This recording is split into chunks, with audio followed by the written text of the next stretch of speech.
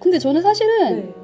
제가 증권부에 2018년 왔을 때 항상 2000에서 2200 여기에서 왔다 갔다 거렸어요. 지수가. 그래서 여기서 더 가봤자 2200 이게 거니 하면서 2200에서 다 팔아버렸거든요. 예. 안녕하세요, 보라보라입니다. 안녕하세요. 저는 미정입니다. 안녕하세요. 이슬기 기자입니다. 네, 반갑습니다. 오늘 우리 또 이 아리따운 기자분님께서 나오셔가지고 일단 소개 한 번만 네. 부탁드립니다. 저는 그 주린이도 술술 있는 친절한 주식책의 저자이자 이데일리 증권시장부의 기자입니다. 이슬기 기자입니다. 반갑습니다. 증권시장부라는 부서가 어떤 일을 하고 있는 부서인가요? 그냥 쉽게 말해서 주식시장의 동향을 파악을 하고 그것에 대해서 이제 기사를 쓰는 네. 부서라고 보시면 될 것 같아요. 장이 만약에 마감되잖아요. 3시 반 되면. 그러면 그 이후에는 뭐 특별히 뭐 이렇게 기사거리가 나오나요? 기사거리가 나올 때도 있고 안 나올 때도 있지만 뭐 기본적으로는 주식시장이라는 게 장이 열리고 마감이 되면은 한 차례 이렇게 끝나는 거여서요. 3시 반이 되면은 이제 그 3시 반의 결과를 갖고 기사를 쓰지 이제 추가적으로 특별히 뭐 어느 증권사가 크게 뭐 잘못을 했다거나 뭐 이런 이슈가 없다면은 기본적으로는 3시 반에서 끝난다고 보시면 될 것 같아요. 그럼 예를 들어서 사회부 이런 분들은 막 스탠바이 하고 있고 네. 막 그런데 증권부는 그런 게 조금 덜 하겠네요. 예. 저도 원래 사회부에 있었는데 네. 그 경찰 기자 할 때는 주말도 없고 뭐 공휴일도 없고 뭐 그런데 여기는 일단 장 끝나고 장이 안 열리면은 일단 일이 없기 때문에 그 점에 있어서 굉장히 좋은 것 같아요. 그러면 이제 평소에 보통 일과가 기사 쓰시고 뭐 증권 분석하시고 이런 거를 하시다가 책까지 쓰시게 된 건가요? 네, 맞아요. 저 이 책을 쓰게 된 게 지난해 5월쯤이었던 것 같은데 네. 정말 이제 주식 투자를 생전 처음 하시는 분들이 많이 들어오시는 것 같다. 근데 네. 그런 분들이 읽을 만한 책이 없는 것 같다. 이런 말씀을 들어서 그러면 진짜로 주식의 주자도 모르는 사람들을 위해서 네. 책을 써야겠다. 이렇게 어. 해서 나온 게 이 책이에요. 소문으로 듣고 뭐 이거 주식 사라 저거 주식 사라 이렇게 듣고서 판단할 게 아니라 직접 주식에 대해서 공부를 해야겠다 하고 발벗고 나서는 분들이 많아진 것 같아요. 네네. 네, 그런 분들이 책을 읽으면 어떻게 도움이 될지 한번 책 소개 좀 해주세요. 목차를 만들 때부터 이제 정말 주식 초보자분들께서 무엇을 궁금해하는지 좀 시장 조사를 했다고 해야 되나? 그 결과로 이렇게 만들어진 책이거든요.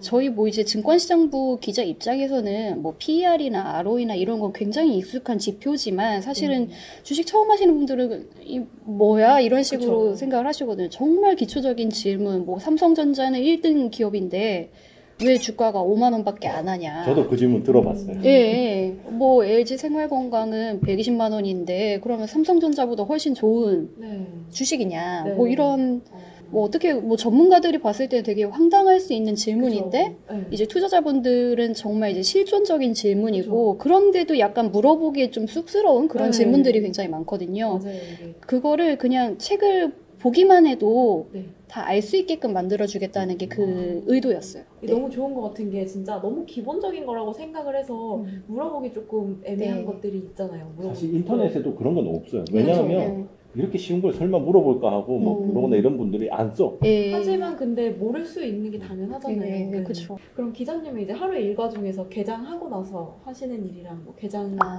끝나고 나서 하시는 일이랑 다 다르신가요?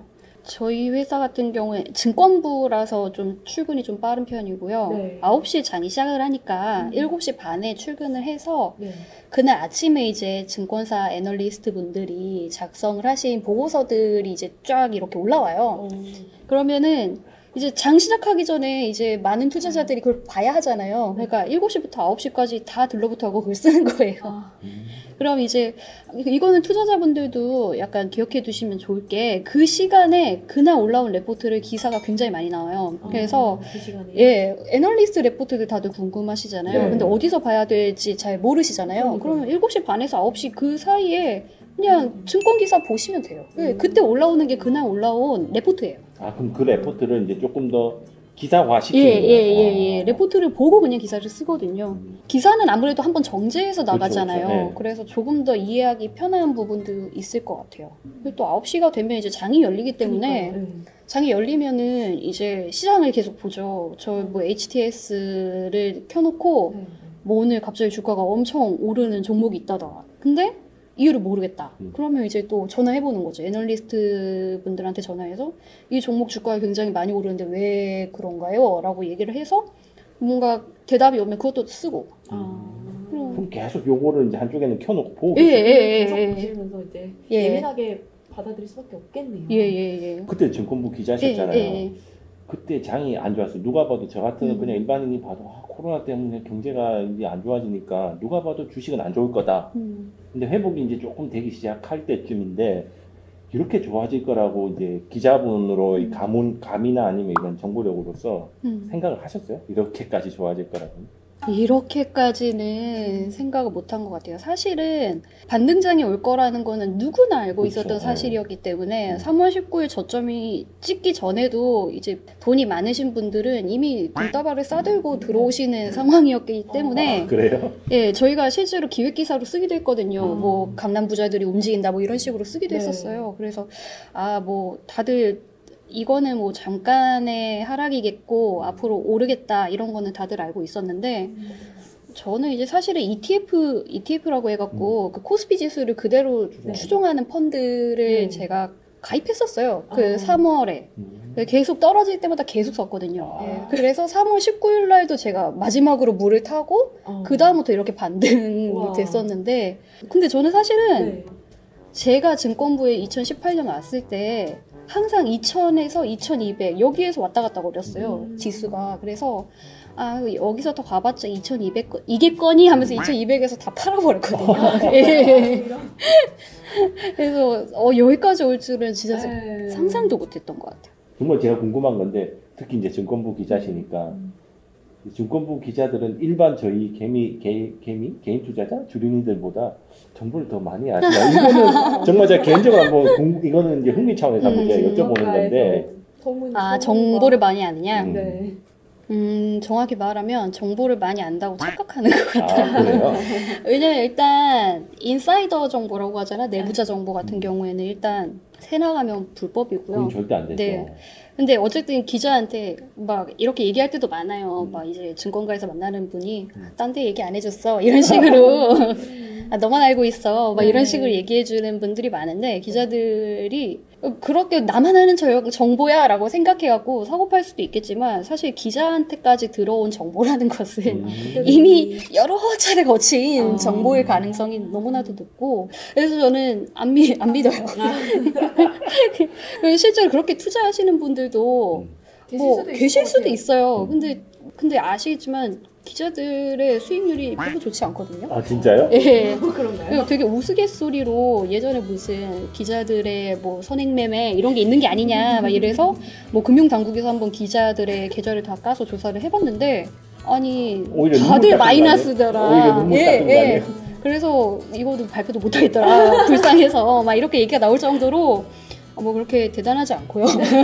그러면 이제 기자들 특별히 주식을 못하게 하는 그런 거는 없는데 이게 또 이제 사규마다 달라요. 근데 회사마다. 아무래도 이제 저희는 이제 증권시장부 기자니까 너무 아무것도 안 하고 그러면은 좀 감 떨어지지. 그쵸. 그러니까 뭔가 이제 시장에 대해서 잘 모르잖아요. 그러니까 기자들이 정말 이제 자그마한 주식을 막 적극적으로 사고 파는 거는 긍정적이지 않지만 ETF 같은 거는 증권사 이제 애널리스트 분들이나 이런 분들도 ETF 매매는 가능하거든요. 네. 거래소 분들도 그렇고 그런 수준에서의 투자는 하고 있고 기자님 특히 증권부 기자님께서 요 ETF는 아, 이건 그냥 추천해서 사시라는 게 아니라 그냥 나는 이런 거를 하고 있다 혹은 좋아한다. 네, 그냥 그런 선에서 하시면 제가 밑에 자막을 딱 달아가지고 요거는 개인 의견입니다. 아, 네. 하나만 좀 해주세요. 근데 저는 말씀드려도 재미없을 게 저 ETF 하면 무조건 코스피 ETF. 인덱스. 네, 코스피 200 ETF 중에서 수수료 제일 낮은 거.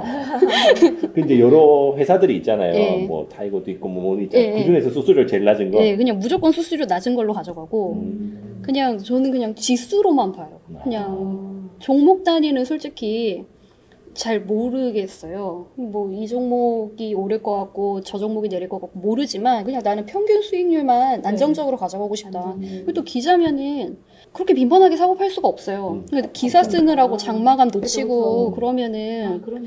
막 이렇게 올랐는데 못 팔면 막 가슴 아프고 이러니까 네, 차라리 안정적인 거 가져가고 네. 증권가에서는 보통 정말 투자자들한테 뭘 추천하고 싶냐 그러면은 MSCI ACWI라 그래서 All Country World Index라는 게 있어요. 네. 전 세계에 주식을 조금씩 담아놓은 그런 ETF라는 게 있거든요. 근데 이게 우리나라에는 아마 상장이 안 돼 있을 텐데 미국 시장에 상장이 되어 있을 텐데 네.